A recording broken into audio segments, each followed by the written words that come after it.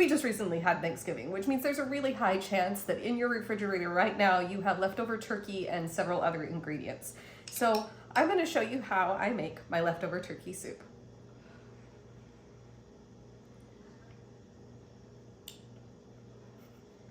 It's hot.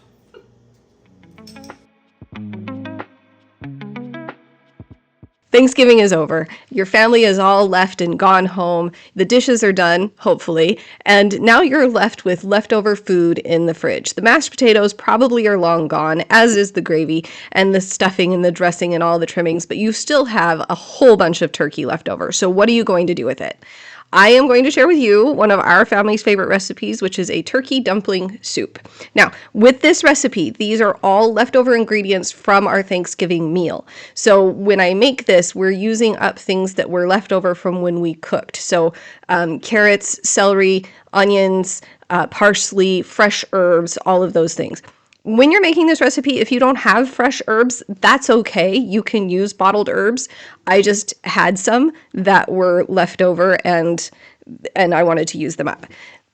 This is going to be part of my series, Making Monday, where we make a new recipe or we make a new craft or a hobby. So if this is something that interests you, please like, comment, subscribe, hit the notification bell so that you know that new videos are up, and we will continue to do a new video like this. Now, you're saying, but Mrs. H, today is Thursday and not Monday. Yes, I realize that, but I also realize that a lot of you are currently looking for ways to get rid of the leftover turkey in your fridge. So without further ado, let's go ahead and get into the recipe.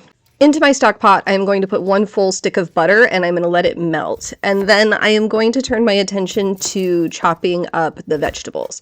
Right now we are going to be using onion and carrot and celery to make a really strong base vegetable stock. This vegetable stock can be used for literally any kind of soup. In fact, I use this for my base for potato soups or chicken soups or literally anything. You can just change and adapt it with the herbs that you add later.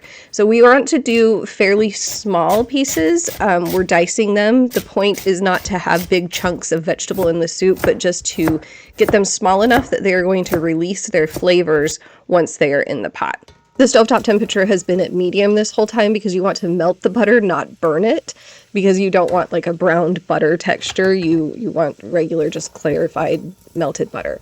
And then I'm going to stir to coat and then add about 2 teaspoons of salt. Now again, the temperature should be on about medium. We're going to stir these to coat all the salt and butter together and then let them simmer for about 5 minutes while we chop our herbs. I will make sure to post the recipe in the description, but we are chopping up here about 3 to 4 tablespoons of parsley, a tablespoon of fresh sage, and then we're going to pull the leaves off of about 5 sprigs of thyme. This comes out to like a half of a teaspoon-ish. The easiest way to get leaves off of a thyme sprig is to pull it in the opposite direction of the leaves. So you see the leaves are growing in that direction, just pull your fingers and just pull along the stem and pull off all of the leaves. You don't want the woody stems in your soup. Let's go check on our stock now. It seems that the butter is all melted, the vegetables are starting to get soft, and the onions are somewhat translucent. So now we're going to add 2 tablespoons of garlic. Yes, I'm using garlic. You can use fresh garlic if you want. I did not have any on hand, so this is what we are using. This is leftover soup, you guys.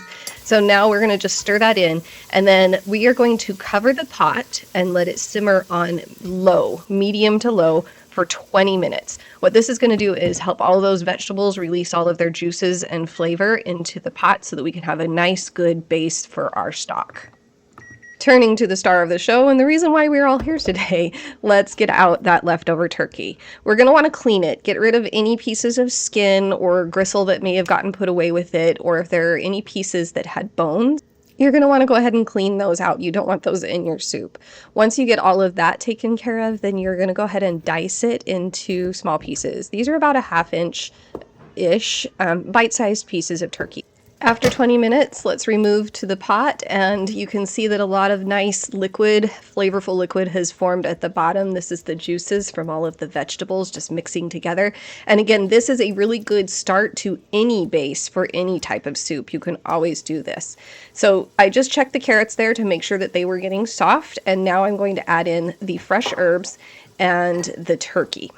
Once you get that into the pot, you're going to want to go ahead and stir it up and coat it Get it all nice and coated in that really yummy, yummy liquid. This is all going to be part of developing that flavor profile. So now cover it and let it simmer for another 5 minutes. Let those juices really meld together and get those herbs and spices into there.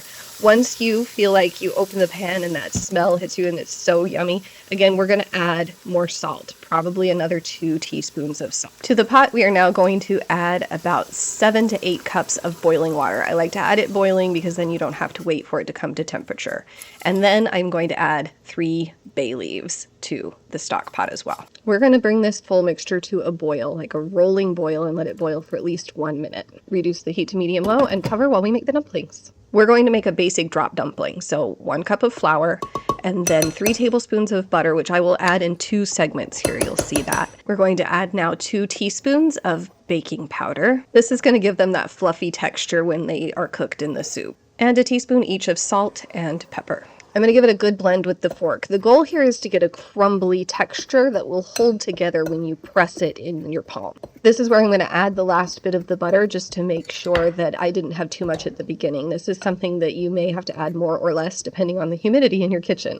So when it gets to this texture, you're good. We're now going to add milk, about 2 tablespoons at a time, in order to get the dumpling texture. What we're looking for is a ball that is somewhat sticky but can still be rolled into a ball in your hand.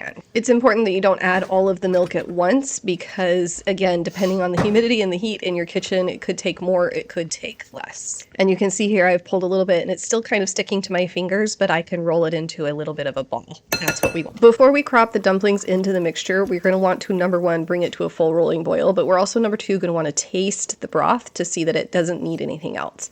Then I like to use this cookie scoop, and I just scoop directly into the boiling mixture. You're going to want to cook them at a medium boil for 20 minutes. Those dumplings really need to cook and puff up so that they don't get soggy. After 20 minutes, you get to play the game of find the bay leaves and fish them out. That's always my fun soup making game. And then I like to add about 1 cup of heavy cream on top just to give it that extra creaminess. The dumplings will make it a little bit thicker than just regular soup, and the cream just adds a little bit to it. Realistically, give yourself about an hour from chopping vegetables to soup is done. I also want to add in that you can make this dairy-free by omitting the butter and substituting with shortening in both the dumplings and at the beginning. I would not use a full stick of shortening though, just a couple of tablespoons will do it when you're trying to put it in to saute the vegetables. And then, of course, omit the cream at the end. That's just something that my family truly enjoys. Thanks for joining me to make this soup. And if you enjoyed this, or if you enjoyed the recipe, please like, comment, subscribe, do all of the things, put the notification bell so that you know that I have posted another video. I'm hoping to be able to do a Make It Monday where we make something new every Monday. So watch for those videos and put it on your schedule to see that it is coming up. Happy leftover day. Thanks for joining us for today's video. My name is Tamara Hancock. I make curiosity content about things that I am curious about, and I share them with you. If you enjoyed this video, please make sure to subscribe, or this is a video that YouTube thinks that you will enjoy. We'll see you on the next one.